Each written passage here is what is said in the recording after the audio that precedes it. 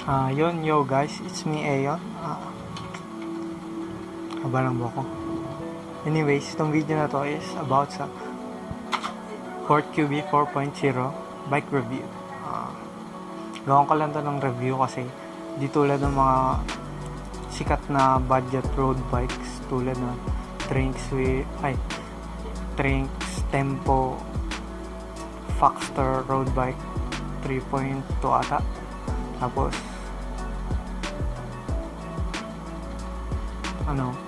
Phoenix Swift. Ito hindi siya masyadong sikat. Tapos ayun, nasa bike shop din, pero di ko alam kung saan Pero ayun, nakakita rin ako ibang tao may gamit na ito. Baka siguro may magtanong o may mag-search. Di, ayun, gagawa ko siya ng review, explain ko yung mga maganda sa kanya, hindi pangit. By Ayon Mahina. Yan. Introduction. Ford QB 4.0. Ang brand niya is Ford, then yung model niya QB 4.0. Yung features galing sa website nila: aluminum frame road bike, size 46 and 48. Yung seat tube, Shimano Rapid Fire 14-speed drivetrain with KMC chain. Aluminum caliper brakes, front and rear. Aerodynamic wheel set, 60mm rims. Yan, kuha ko sa site nila. Yan, ito naman yung site nila or yung ata ng company. Yan, may Legin Enterprises Incorporated was established in May 1995 as a spin-off from one of the oldest, if not the oldest existing bicycle stores in the Philippines. Initially conceived to service the bulk and distribution sales department of Bicol Bicycle Group, it has grown the supply chain from the local sourcing to international markets. Feel ko galing to mga China. Tapos, ayun nga. Inaano nila dito. Basta yun, tangin na. So, ito yung website nila. Kasi, kaya nasabi ko sa China siya, parang China siya galing. Kasi, most na geometry niya or kung titignan sa ibang frame, pare-parehas. Geometry ng frame niya, parehas talaga. Copy yung design. Siguro, inibala nila yung parts. Yun. Ito yung full specs ng Ford QB. Yung full talaga, kasama lahat ng parts. Yan. Ito yung frame set niya. Aluminum frame. 60-61 ata yung material. Pero yun naman kasi most common na gamit sa road bikes. So, ayun, two sizes niya. Yung kulay pula na nakasulat doon, Ford QB 3.0. Nakikita ko sa may nakausap ako din dati sa bike shop na nakaganon. Tapos ayun, yung size 48 nila yung orange. Yung seat tube yun. Ayun, 48 cm na seat tube and yung top tube niya 54, which is mahaba compare sa ibang bike. Kasi kaso slope naman siya kaya mahaba. Yung size 46 ata, siguro 52. Mas in difference ng top tube pati seat tube is 6 cm. 135 rear dropout spacing or yung OLD, which means overlock not distance. Bali, kunyari, ito yung frame, ito yung chain stay nya. Yung sukat ng loob na to is 135, which is pang mountain bike or standard ng mountain bike na may disc brake. Lahat ng common puro ganyan, pero yung mga ginagamit na sa trails, yung iba, yung Boost 142mm ata or 165. Hindi ko kabisado yung sa mountain bike Pero sa road bike kasi ang standard size is 130mm. Yung mga luma is 128mm, mga classic. Pero ito 130mm yung common na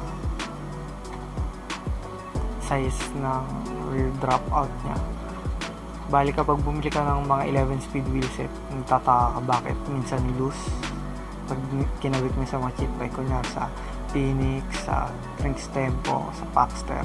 Kasi Yung mga hubs nun naka 130mm and spacing na 135, bali pwede ka dito magtunog mayaman na hubs na pang MTB kung trip mo, kasi medyo mabigat. So ayun, one battle cage.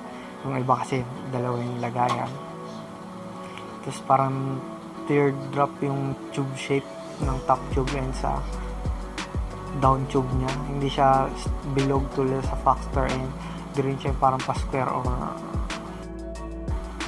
basta pa rectangle sa Trinks. Basta sa Trinks kasi ganun parang pa square yung sa may bottom bracket na, then pagdating na sa may gitna bilog na. Tapos ayun, bended yung chainstay and seat stay niya, tapos threaded yung bottom bracket. Threadless headset din siya, OS oversize na cage bearing. Yung ibang frame kasi tawag doon naka semi-integrated na, kasi sa kanya yung cups niya pinapress pa sa may frame, hindi tulad ng semi-integrated na andun kaso nasa loob yung cups. Bali ito magpapayta sa drawing. Okay. Bali ito yung head tube, kunyari yung cups nasa labas. Yan. Tulad ng semi-integrated na yung kunyari head tube nya, tapos yung cups nandyan, kaya mukha siyang flat pero actually may cups siya. Then ayun, naka steel fork. Yan, ganito yung tube shape. Ang standard round tube is ganyan. Yan, ganyan yung shape na medyo pangit is yung drawing ko, hindi naman ako artist, pero basta ganun. So parang pag ganyan. Then ganito yung mga aero profile, tube profile ng mga aero bike, kasi hindi naman siya matulis dito, parang ganito. Yan, parang ganyan itsura niya. Ewan ko kung aero to o hindi kasi medyo parang pabilog or basta pabilog yung dito, tapos medyo dito. Ewan ko mas aero siya sa bilog, pero ewan, wala akong alam sa aerodynamics, konti lang. Yan, ito ngayon siya pag tinignan mo sa may taas, down tube. Then ito kapag sa gilid, diba, mukha siyang flat, hindi siya bilog Then ayun, kung makikita mo sa side na to, parang dito dito yung pabilog niya, tapos dito yung parang parang pa apex ng bilog din. Tapos pag tinignan mo dito, pa flat siya, hindi siya tulad ng bilog. So ito yung sinasabing bended chainstay and seat stay. Titignan nyo, bended, medyo mahirap to kapag sa tire clearance or kapag bengkong yung gulong mo, mabilis mong mapapansin kasi tatama siya dyan. Hindi siya tulad kapag pa straight na gano'n, medyo malaki-laki yung clearance mo. Tapos ito rin pa bend din. Fuck. Dito tayo. Yung stock group set niya, Shimano Tourney shifter, friction shifter yung left, tas yung right 7-speed. Yung parang basta nasa mountain bike, nakalimutan ko anong model, yung TX35 ata na shifter. Then yung derailleur niya TZ50, yun yung parang mukhang pang road bike, kasi yung sa derailleur ng mga road bike is parang yung bolt din yung body na tulad ng mountain bike na dito yung bolt, tapos parang may goat link dyan na integrated. Hindi ito pala yung bolt, pero nandito may parang link dito. Sa Tourney common yun, tapos sa ibang din ata ang TV derailleur. Tapos yung FD niya di ko alam, pan 3x kasi. Kung tatanong nyo anong pinagkaiba ng 2x and 3x na derailleur, ito, kapag 2x kasi ganito yung itsura ng shape, then yung itsura naman ng 3x is pag ganito. tangina pangit ng drawing ko pero basta meron siya para sa baba, di tulad nito na parang copy paste lang. So yun, yung bottom bracket niya unknown brand pero sealed bearing. Tapos yung Pro-Wheel cranks 52-42 teeth, 170mm crank length or 175 din kasi mahaba yun. Try ko gamitin yun. 5 yun, 7-speed cog na threaded and side pull caliper. Ano yun, yung side pull caliper dun is radius. Then yung brake lever naman leather arm, yung cockpit and wheel shape na drop bar nya drops classic bent and standard clamping. Shiny nga na ito yung maganda. 60mm na stem na standard din, standard clamping pero OS steel seat post. Tapos yung kalimutan ko yung ano niya, yung vintage nut clamp, basta ganun yung itsura niya. Tapos ayun, ordinary saddle, kalimutan yung saddle yung basta ganun.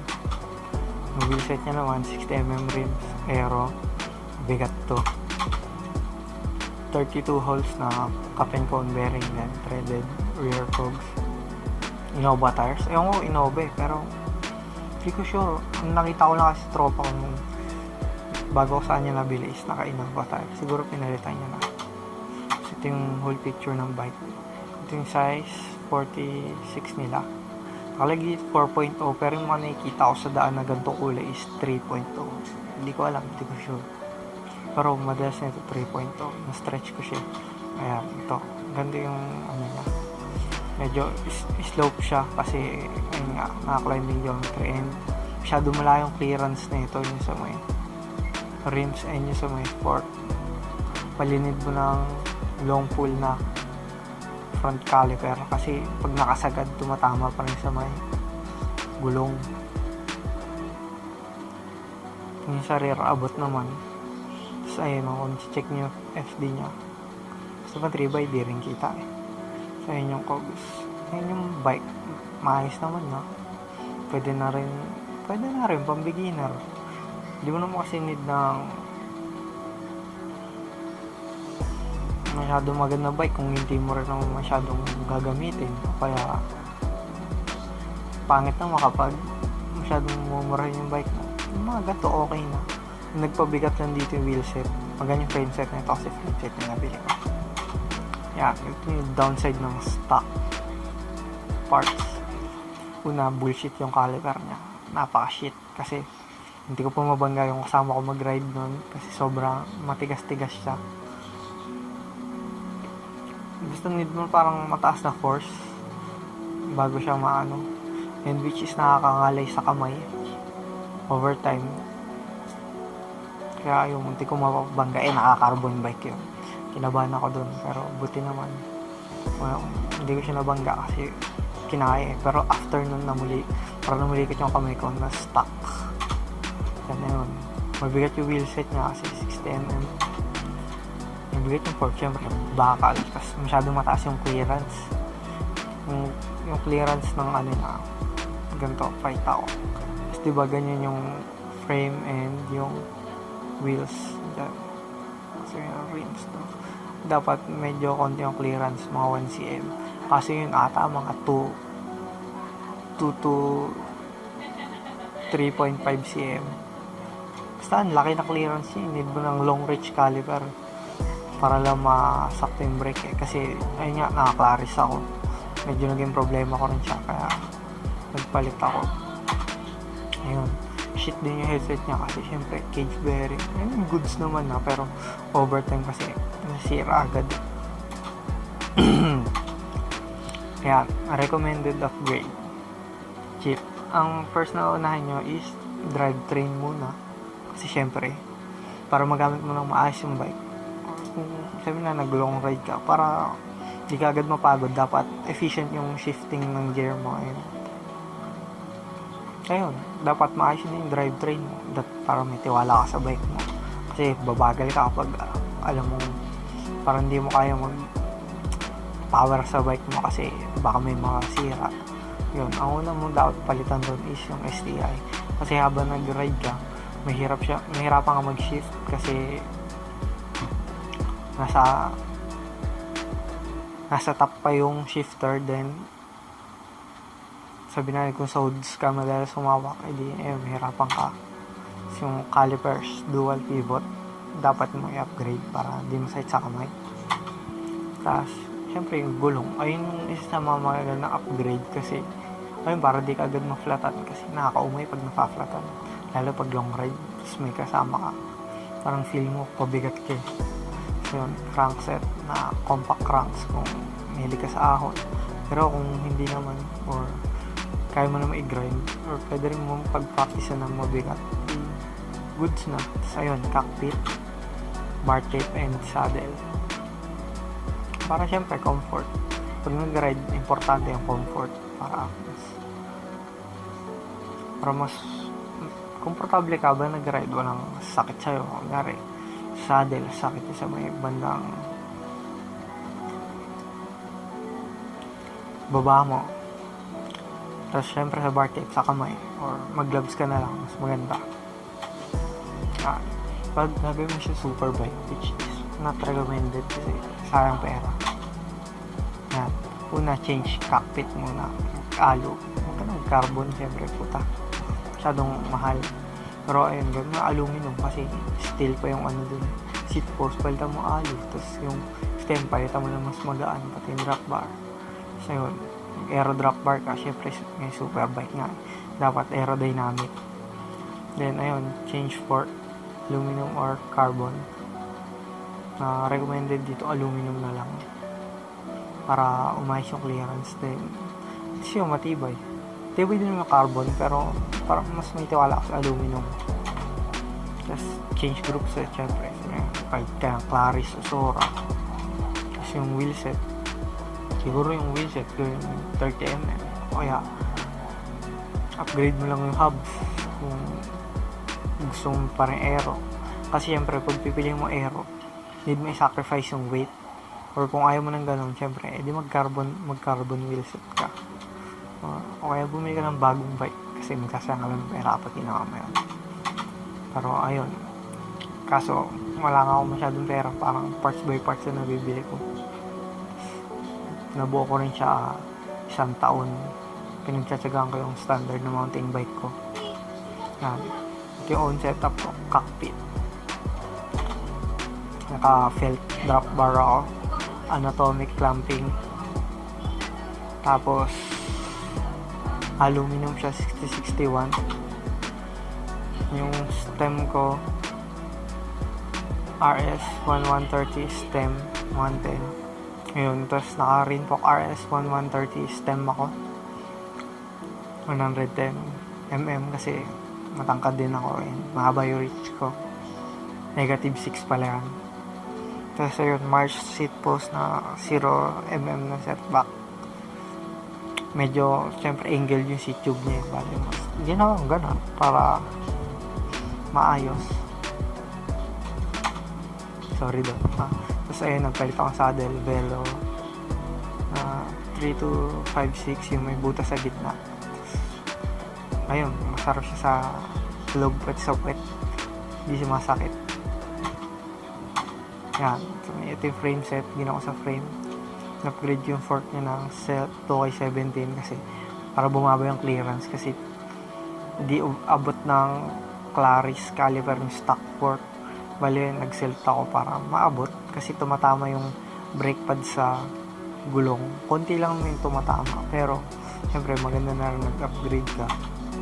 Tapos ang plano ko doon is pweta ko ng EC90 carbon fork, which is nakabili na ako and pinray ko na ikabit, pero hindi ko pa nakakabit ng tuluyan. Parang tinesting ko lang kung pogi itsura. Tapos syempre headset pinalitan ko, yung sealed bearing, ayun. Actually, matagal na sa akin yung headset. Hindi pa nagka-problema. 1 year na. Simula nung nabuo ko yung bike, ayun pa rin headset nun. Nakailang maintenance lang ako dun. Hindi ko natanggal yung seal. Actually, pag mag-maintenance kayo ng headset, tatanggal yung seal. Pag yung bearing feel nyo na grind din yung ano, linisin nyo lang. Baka yung mga buhangin lang na dikit sa seal, Kaso kapag wala talagang pag-asa, magpalit na lang kayo ng headset or ng bearing lang. Kasi kapag tinanggal mo yung seal nun, tapos nilagay mo ng grasa, madali na lang din mapasukan ng dumi yun. Tapos kaso ayun, hindi ko pa siya nire-repaint kasi parang nag-aaral pa ako ng style ng repaint kasi wala akong alam sa ganyan. Parang DIY ko, tingnan ko kung pangit yung kakalabasan. Pag pangit, tsaka ko siya paparepaint sa iba.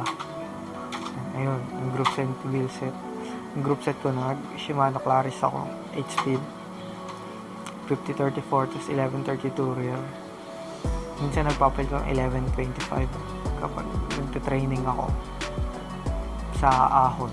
Solid naman kasi talagang mamatay ka.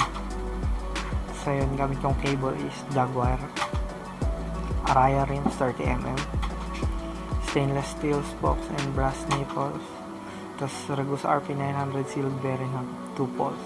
Gumawa pala ako ng video dito kung paano palitan yung bearing and yung analysis nung kung bakit siya nasira, tapos kung anong ginawa kong solusyon. Ayun, hanggang ngayon maganda pa rin.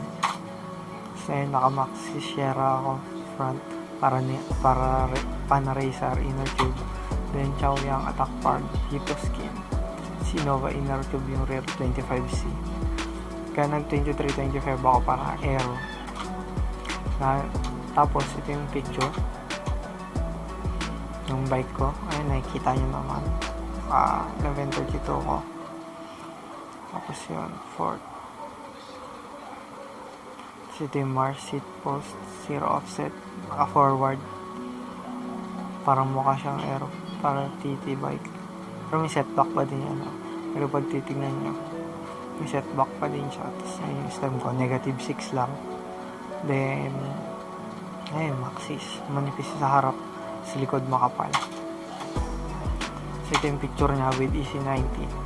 Ang pogi na ito nung unang kabit ko. Ayun, kita nyo si rim bar tape ko, di ko pinapalitan. Ba't nasira din yan? Kasi pinipilit ko ipasok ko yung sa loob eh. Kasi minsan nakaharang, may washing machine kami, medyo masikip yung daan. Kaya ayun. Tapos ito yung tropa ko, yung kung saan ko binili. Name niya is John Jason Salazar. Bali, beginner siya nito. Niride niya yung bike niya. Yung all stock yan, wala siyang pinalitan. Nakapagkaibigan siya, kinaya niya naman. Malakas talaga to. So ito, conclusion. Do I recommend it? Yes, kapag nakuha mo siya ng second hand, tas less than 6.5. Pero no, kapag bibili mo siya second hand, tas stock parts, hindi siya worth. Bali, gumastos ka na sa ibang mas pagandang bike na mas maayos yung parts kapag second hand. Hindi ko alam kasi brand new price na ito kasi frame set lang binili ko. And goods na rin siya pang beginner na matangkal. Kung maliit ka, try mo maghanap ng ibang model kasi masyado mahaba yung top tube na ito. Hindi siya katulad ng ibang bike na medyo maliit. Ito malaki. So, ayun, pwede mo rin siya ma-ride sa long distance with stock parts. Wala naman daw siya nag-i-issue. Hindi siya na-flatan. Ito na, the Conti shitbag scale of engineer pocket is nasa borderline shitbag siya. Kaya siya nasa borderline dahil sa fork niya. Ang pangit ng pag pinattern nila sa frame. Kasi ang taas ng clearance. And pati yung sarili niya medyo pangit kasi nung nakalagay din yung Claris, masyado nakadulo na yung brake pads, buti umabot siya at di siya tumatama sa may mismong gulong kasi kapag ganun kailangan ko ng long reach caliper which is papalit pa ako, magastos, pero buti naman hindi siya umabot yung sa front lang, kaya nasa borderline shitbag siya, pero okay naman siya, matagal-tagal na rin yung mga 2016 pa yung bike, 2020 na ngayon, goods pa din, wala akong nag-issue, wala siyang crack. Ano siyang nagka-crack na yung paint niya, oo, kasi kung kanino-kanino niya muna kasi pinahiram yan bago niya ibenta sa akin, kaya mura ko siya nakuha. Tapos ayun, bilang nag-alagaan niya, medyo pumangit yung nakikita yung paint chips, tuklap na. dots, yung mga scratches. Di kasi kita sa picture, pero meron nga kapag zoom. Yun. Thanks for watching. Like and subscribe sa videos ko. Marami pa akong ibang content na gagawin. Ayun. See you next time.